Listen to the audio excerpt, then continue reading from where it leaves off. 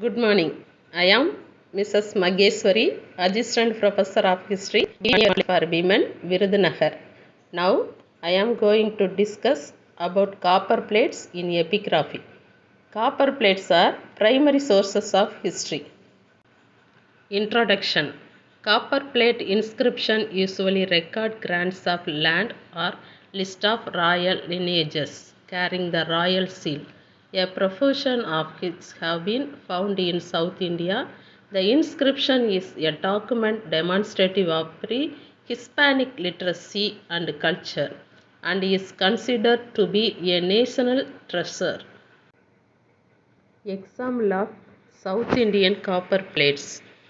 Pallava copper plates in Kurram and Udayendram, Pandya copper plates in Velvikudi, Chola copper plates in Karandai copper plate, Vijayanagar copper plate, Dharmeswara temple copper plates.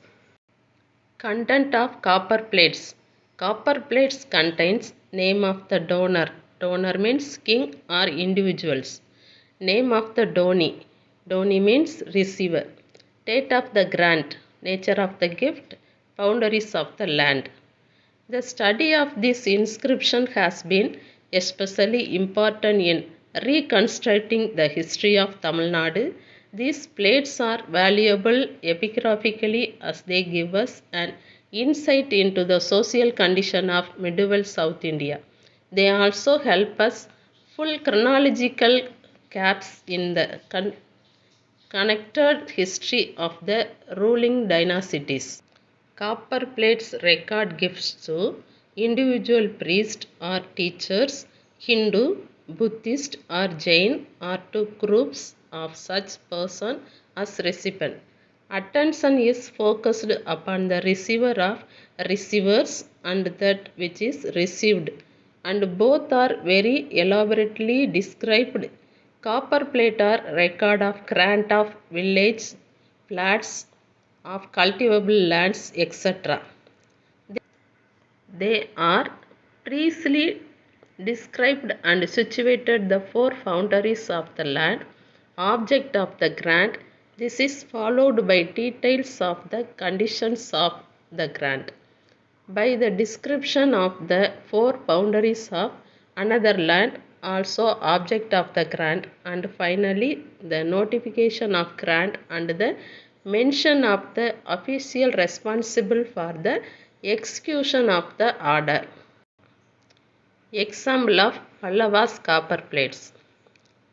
Pallava copper plates, the study of Pallava dynasty, especially of earlier times, is largely based upon the copper plate grant of their kings. The first record of Pallava's grant, Kurram plates, was issued by Parameswaravarman from Kanjipuram.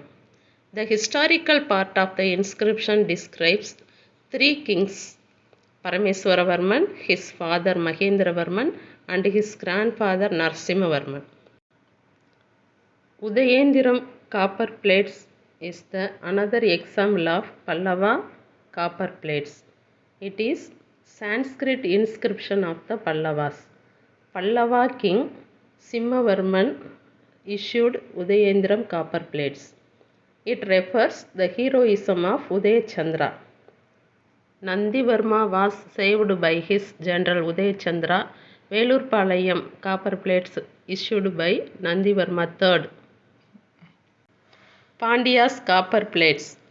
Velvikudi copper plate is example for Pandya's copper plates. The inscription consists of the Sanskrit language portion inscribed in Grantha script and the Tamil language inscribed in the Vatteluthu script. The Grantha was made in the third regnal year of the king Nedunjadayan. It is the primary source of genealogy of the Pandya dynasty. Animalai's Sanskrit inscription citing Kali era 3871. Sanskrit Grantha alphabet and rest of the lines are in Tamil. Pandya's copper plates. Velvikudi copper plate says about Pandya king பல்யாக சாலை Mudukudumi Peruvazhuthi giving Velvikudi village as a gift to chief priest நரிக்குறவன். Parantaka retrieves the Tamilagam from the Kalapras. Korkai காமக்கண்ணு Narasimha, the successor of நரிக்குறவன், receives the right of Velvikudi village near Madurai from Parantaka Nedunjadaiyan. The inscription also mentions about Kochadayan Ranadhiran 700 AD to 730 AD, son of Pandya king Arigesari, defeating the king at Marudur. Chola's copper plates. The example of Chola's copper plates is Anbil copper plate. Sundara Chola, Rajaraja Chola's father, issued the Anbil plates. It is the largest number of copper plates were issued by Rajendra Chola, son of Rajaraja Chola. The most important among them are Thiruvelangattu Karandai, the Leiden plates. Thiruvelangadu Grand of Rajaraja Chola, first, the Anbil plates of Sundara Chola. The Kanyakumari inscription of Pararajendra Chola are the only epigraphical records discovered and published. They give genealogical list of Chola kings. The Thiruvelangattu copper plates discovered in 1905 CE comprised one of the largest so far record and contains 31 copper sheets. The Thiruvelangadu plates contain text written in Sanskrit and Tamil. These plates record a grant made to shrine of the goddess at Thiruvelangadu by Rajendra Chola. First,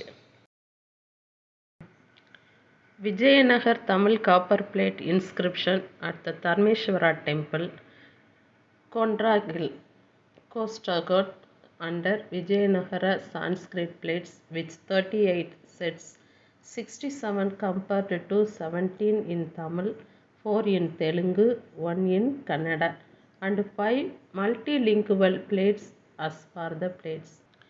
Later than Sahaya, that is monolingual Sanskrit and that the languages chiefly used are Tamil and Telugu. Sanskrit is however used in the only multilingual set from this period. Copper plates are primary sources for the writing history. Thank you.